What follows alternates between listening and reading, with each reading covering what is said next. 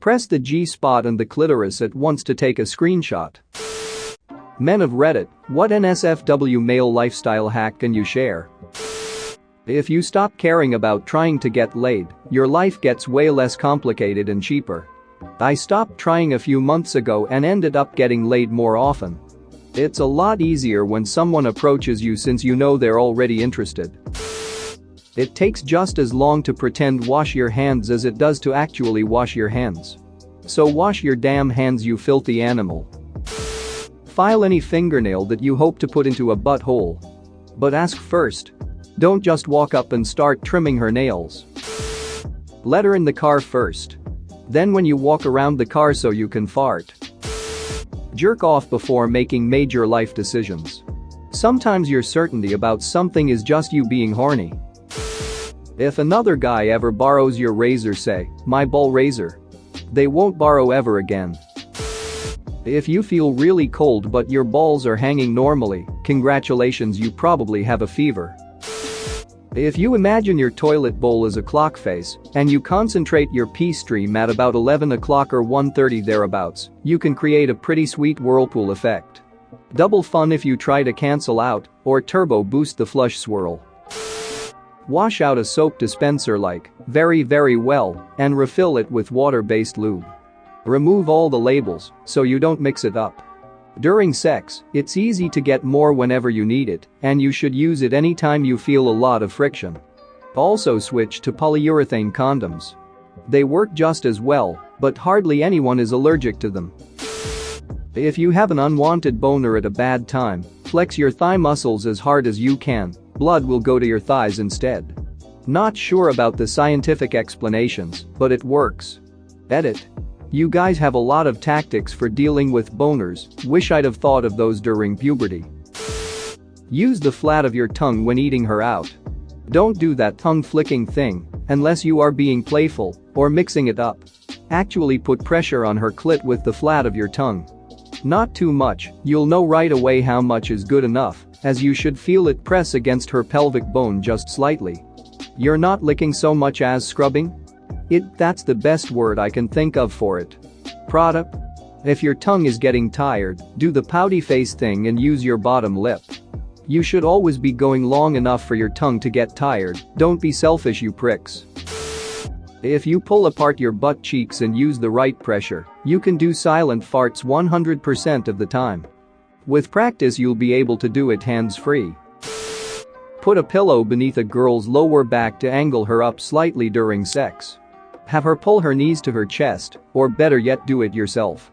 This angle makes it easier to hit her G-spot and also lets you go as deep as possible without anything in the way. Bonus is that it straightens the rectum, so it really helps if anal is your thing. It's literally the only way my fiancé ever wants it. Same reason that squatting when you poop prevents hemorrhoids. I'm not a man, but I know for a fact that my husband, who would be mortified if he knew I was telling you, puts either baby powder or cornstarch on his balls if it's gonna be a hot day to avoid chafing. Or maybe this is knowledge men are born with, and I'm just excited because it may or may not have blown my mind. I'll be over here. If you're standing and about to climax, bend your knees. And in general, stop tensing your quads, hips and leg muscles. These are usually firing like crazy during orgasm, and if you learn to relax them, you can control it and last indefinitely. For shaving your asshole, put a DVD, CD, Blu-ray, or something similar on the floor and squat over it. You'll get a nice reflection and the hole in the CD will block out the sight of your own butthole. If your partner is into hair pulling during sex, don't just grab the ends of the hair and pull. Get your hands deep into their hair and pull from the base. Use cold water to get rid of cum stains more easily. One of the dumbest guys at a worksite once told me, "It's a protein bro, hot water cooks it," then told me about cold water. Wise guy he actually was. Wipe your butt crack with baby wipes before you get intimate. Well, while you're at it, do your balls also.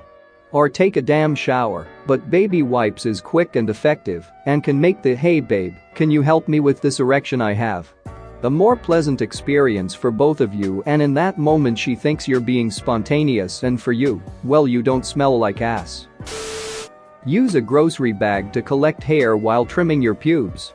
Put your legs through the handles, pull it up like underwear, stand wide-legged so the bag stays in place. But please close and lock the bathroom door so you don't give your significant other PTSD. Do Kegel exercises. I recommend while brushing your teeth or any other twice daily task. Hold 3 to 5 seconds, release for 3 to 5 seconds. 10 sets a couple times a day aids stamina, orgasm control, even getting that last bit of pee out. 2 I assume good for prostate health as well, but I can't speak for sure on that. Can also make ejaculations more like dropping Mentos in Coke rather than water leaking from a busted garden hose, so consider investing in protective eyewear. Not so much of a life hack but more of a diagnosis. Your body will almost always perform based on your lifestyle. Sex is a reflection of what you eat, how much you sleep, how stressed you are, and how much you want to do it. Almost all guys have felt that feeling when you want to be full mass, but you're only getting 75%.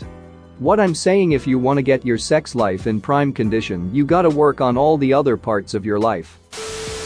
Bro, if she's ducking you, she likes your dick.